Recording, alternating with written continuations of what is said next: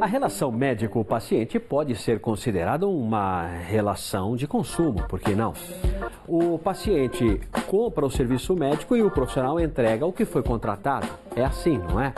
É comum, no entanto, reclamações de pacientes por causa da demora de um atendimento em uma unidade básica de saúde. Eventualmente, a gente toma conhecimento de conflito na relação médico-paciente. Isso acontece. Você deve saber de algum problema que alguém deve ter enfrentado, ou você mesmo. Não ficou clara a postura do médico, por exemplo? Houve erro no procedimento? Cada vez mais se fala na necessidade de um código de conduta para profissionais de saúde. Estou falando de compliance. Programas de compliance vêm sendo implementados no setor de saúde, você sabia? A fim de corrigir e evitar situações que possam macular a reputação e imagem dos profissionais e empresas que lidam com a saúde. Hoje vamos falar sobre isso. O repórter Pedro Salgado está ao lado de uma especialista no assunto, a advogada Marta Prioli, que atua na área da saúde. Olá, Pedro, boa tarde. Oi, Barazal, boa tarde para você, boa tarde para quem está acompanhando a gente. Exatamente, viemos aqui no escritório da Marta Prioli, que é especialista no assunto e tem todas as informações a respeito dessa relação médico-paciente. Marta, muito obrigado por participar. É cada vez mais comum empresas e profissionais ficarem preocupados com essa conduta em relação da médico-paciente? Boa tarde para você. Boa tarde, obrigada pela oportunidade de falar. Sim, é muito comum. Hoje em dia, o paciente, ele tem muito mais informação, né? Nós temos aí a internet, nós temos coisas que trazem o paciente de forma diferente do que era antigamente.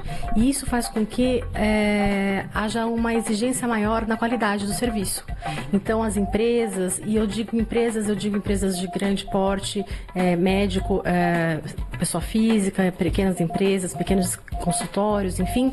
E aí o que se coloca muito nessa questão é o compliance, que ele traz uma ferramenta de transparência, ética e qualidade na prestação do serviço, sim, através de um código de conduta que pode ser aplicado tanto em hospitais grandes, como eu disse, como também em clínicas de médio e pequeno porte.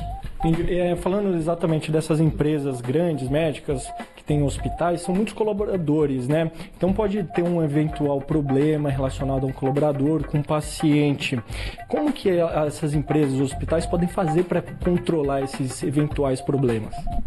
Então, quando se aplica um código de conduta, quando se aplica a estrutura e os princípios de compliance, existe aí uma intenção de diminuir os riscos e os eventos adversos, né? Então, existem muitas pessoas trabalhando juntas, então essas condutas, elas trazem parâmetros. Existe uma possibilidade também dentro disso, porque o que o compliance faz dentro de, por exemplo, numa clínica média de pequeno porte, né? Porque quando a gente pensa em compliance, normalmente se pensa muito em hospitais grandes, na verdade não é só para isso. O compliance, ele tem que ser aplicado desde a grande à pequena.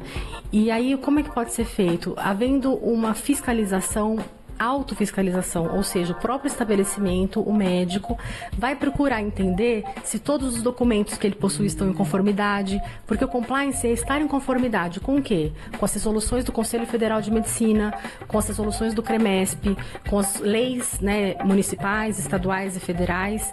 Então, vamos então fiscalizar a questão tributária, trabalhista, a questão interna de documentos, a questão de regulatória, de vigilância sanitária, enfim. E só para o telespectador entender, quais são os direitos que a gente tem nessa relação médico e paciente? O paciente, ele tem direito a todo esclarecimento, inclusive existe um documento que é o termo de consentimento informado, que dependendo da situação, dependendo da ocorrência médica, da cirurgia, enfim, esse documento tem que ser bem elaborado, explicando ao paciente todas as interferências, intercorrências que podem acontecer. E também o prontuário, que é um direito do paciente. No caso de um problema, quem que a gente pode procurar para fazer uma queixa? No caso do Estado de São Paulo, é o Conselho Regional de Medicina, né, o CREMESP. Entendi. Tá certo, muito obrigado, viu, doutora? Bom, Barazal, é com você aí no estúdio.